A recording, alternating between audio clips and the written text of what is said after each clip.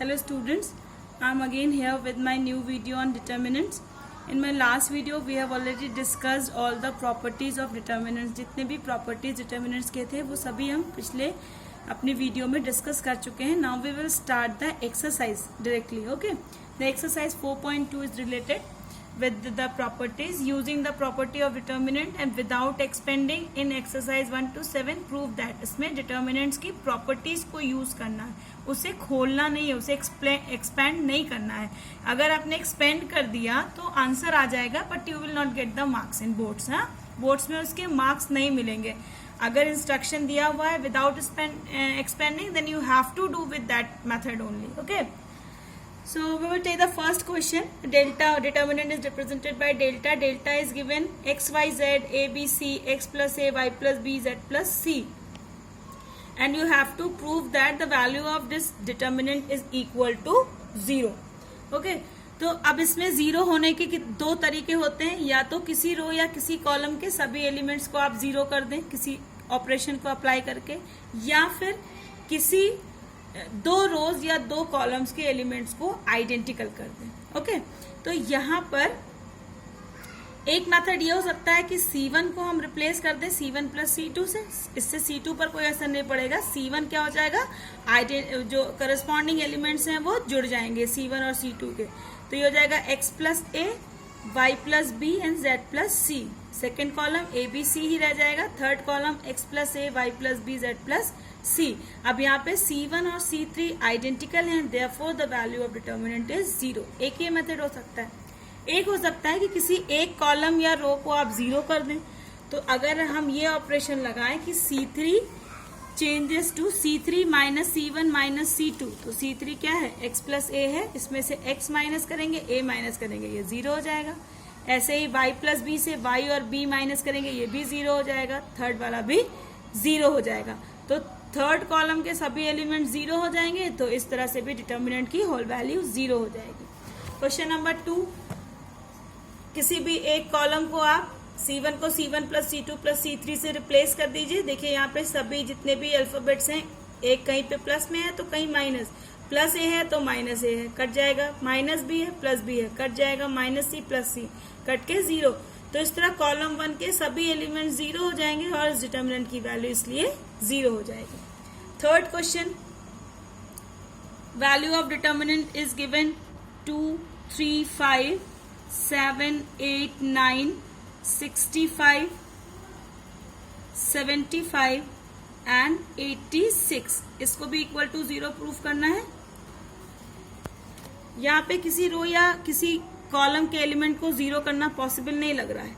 लेकिन अगर हम इस थर्ड कॉलम को रिप्लेस कर दें, third column minus 9 times second column, तो क्या मिलेगा हमें. It is equal to, first column पे कोई इफेक्ट नहीं, 2, 3, 5. सेकेंड कॉलम पर भी कोई इफेक्ट नहीं, 7, 8, 9. थर्ड कॉलम क्या हो जाएगा, 65 माइनस 9C2, तो 9 इंटू 7 यानी 63. इट इज 75 माइनस 9 8 जा 72. देन 86 माइनस 9 9 जा 81. So it is equal to 2, 3, 5, 7, 8, 9, 65 minus 63, 2, 75 minus 72, 3, 86 minus 81 is 5. Now column 1 and column 3 both are identical, therefore it is equal to 0. यहाँ लिख देंगे since C1 and C3 are identical. ठीक है? In this way you can solve the questions. Now we will solve the question number 6. ये थोड़ा सा अलग है.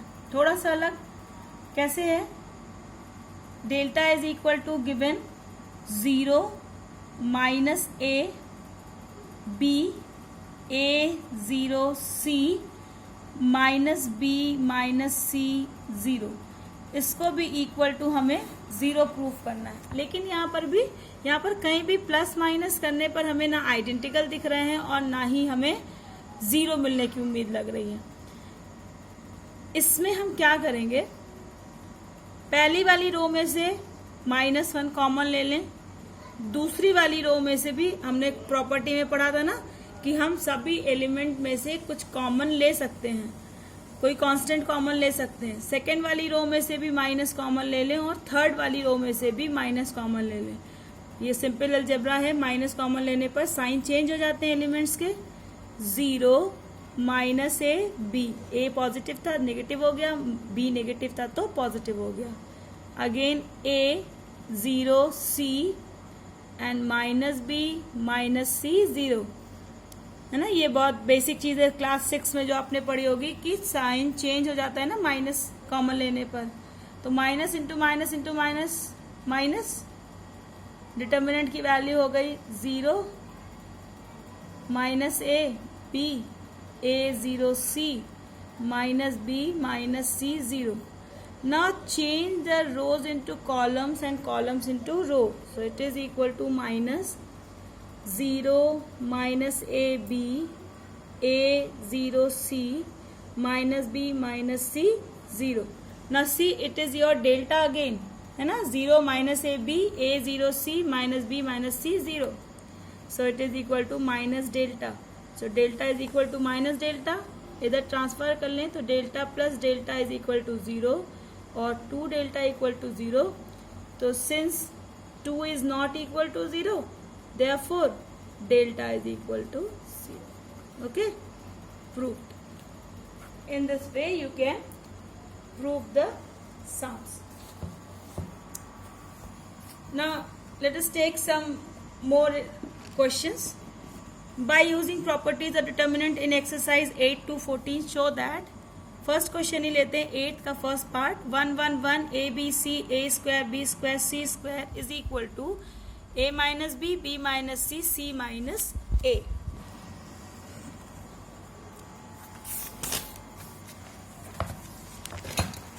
First part of question number 8, 1 1 1 A B C A square B square C square. ठीक है, हमें इसको बराबर प्रूफ किसके करना है, a minus B B minus C minus A. तो हम LHS लेते हैं. LHS is equal to 1 1 1 A B C A square B square C square.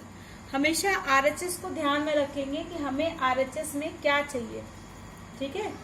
अच्छा, विदाउट एक्सपेंडिंग का एक मेथड ये भी है कि अगर सपोज करो हमारे पास 3 क्रॉस 3 का डिटर्मिनेंट दिया है. ठीक है, A1 A2 A3 B1 B2 B3 और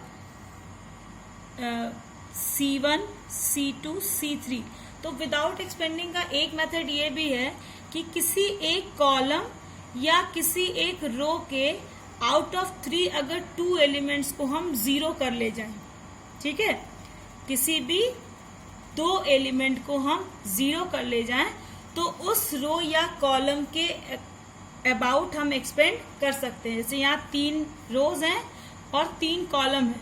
अगर किसी एक रो या किसी एक कॉलम के 3 में से 2 एलिमेंट्स को हम 0 कर लें तो फिर हम उसके अलोंग एक्सपेंशन कर सकते हैं. Okay, now if row 1 changes to R1 minus R2 and R2 changes to R2 minus R3.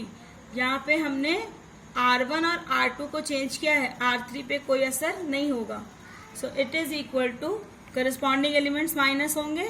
1 minus 1 0 a minus b a square minus b square. ये R1 चेंज हो गया.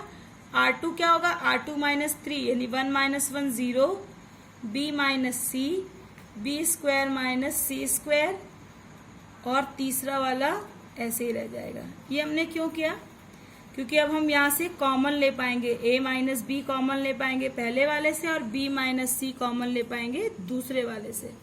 तो पहले वाली रो से a माइनस बी कॉमन ले लें तो इट विल बी 0 1 और a square minus b square मतलब a plus b a minus b. तो a प्लस बी अगर हम कॉमन ले लेते हैं तो हमारे पास क्या बचेगा, a माइनस बी कॉमन ले लिया तो हमारे पास बचा a प्लस बी, और सेकेंड वाले में से हमने इंटू बी माइनस सी कॉमन ले लिया तो यहाँ बचेगा 0 1 एंड b प्लस सी, और तीसरा कॉलम 1 सी सी स्क्वायर। ठीक है, ये हो गया। अब हम इसे C1 C3 के लॉन्ग, हाँ C3 के लॉन्ग एक्सपेंड अलॉन्ग C1, क्योंकि C1 के 3 में से 2 एलिमेंट्स 0 हो गए हैं, तो इसके अबाउट हम अब इसे एक्सपेंड कर सकते हैं। So it is equal to a minus B into B minus C into, इन दोनों को लिखने का तो कोई मतलब ही नहीं है, 0 इंटू होगा तो 0 ही हो जाएगा, plus minus again this is in plus, तो 1 into this column and this row has been cancelled, तो ये हो जाएगा b plus c minus b plus c into 1 b plus c minus a plus b। So it is equal to a minus b into b minus C into, ये हो जाएगा b plus c minus a minus b, तो plus b minus C cancel, so it is equal to a minus b into B minus C into c minus a, it is equal to RHS proved. In this way you can solve the questions. ठीक है, so many questions are there in your exercise. You must have the side books also. So today we will stop here only our class. We will stop our virtual class here only because कि आप पहले खुद से practice करने के start कीजिए। ठीक है, we can take one more question I think.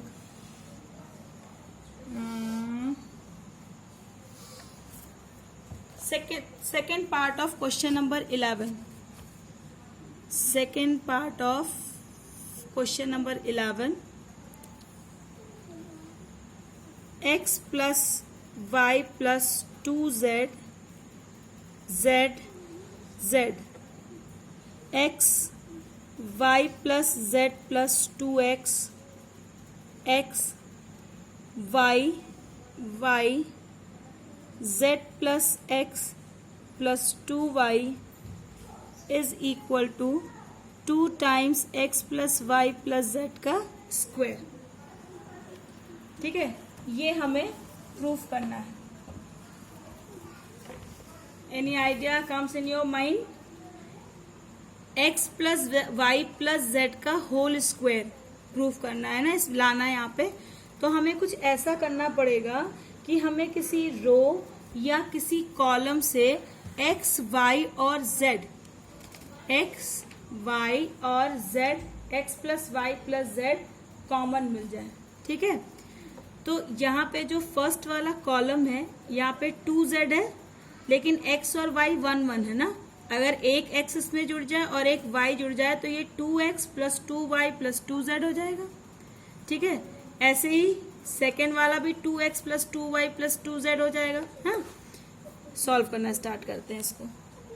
x plus Y plus 2z x y z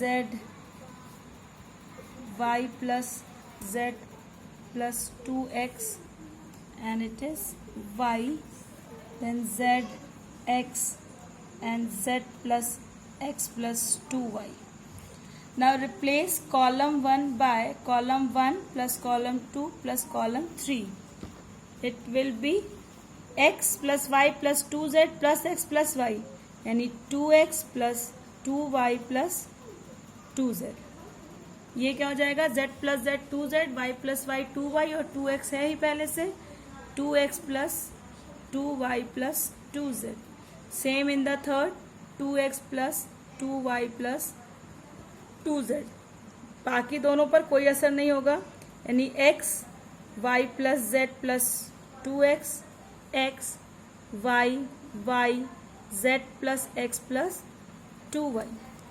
Now take 2x plus 2y plus 2z, सब में है, कॉमन ले लो, 2 भी कॉमन हो जाएगा उसमें से, तो 2 into x plus Y plus z common हो गया सब में से, तो यहाँ क्या बचा 1 1 1, x y y plus z plus 2x y, x z plus x plus 2y, है ना. नाउ रिप्लेस R1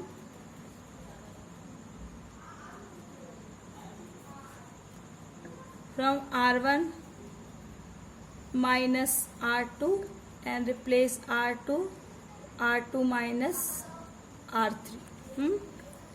तो it will be 2 into x plus y plus z, और ये हो जाएगा 1 minus 1 0, x minus y minus z minus x, है ना, तो ये हो जाएगा माइनस वाई माइनस जेड और प्लस एक्स है और माइनस 2x यानी minus x, and y minus y 0. एक से भी काम चली जाता, इसमें भी 2 0 हमें मिल जा रहे हैं, तो एक ही को करते हैं. 1 y plus z plus 2x y 1 x and z plus x plus 2y. Now expand along R1, रो 1 के along expand कर दीजिए and you will get your answer. Okay, so in this way you can continue the exercise. Now first of all, solve all the examples given before exercise 4.2. 4.2 के पहले जितने भी examples दिए हैं, first of all do those examples only. ठीक है, पहले आप examples solve करेंगे, then you will get the knowledge to apply the properties. properties को apply करने का जो फंडा है, जो तरीका है, वो आप उससे थोड़ा used to हो जाएंगे. Then start your exercise. First of all, do all the exercise, all the questions from the for NCERT. हाँ, I think you can do the question up to 11 और 12. 11 तक तो कर ही सकते हैं, कीजिए. अगर नहीं होगा तो let me know. हाँ, then we will do the exercises. जो क्वेश्चन नहीं होगा उन क्वेश्चंस को हम फिर से सॉल्व करेंगे, ठीक है. And but student, do practice because there is no specific rule to apply the properties. properties को apply करने के लिए कोई specific rule नहीं है. It is all about your practice. practice पर ही depend करता है, ठीक है. तो जितना ज़्यादा आप प्रैक्टिस करेंगे उतने ज़्यादा आप प्रॉपर्टी से यूज टू हो जाएंगे और उतनी जल्दी ही आप क्लिक कर पाएंगे कि which property I have to apply. So till then, be safe, stay at your home, keep on practicing. Goodbye.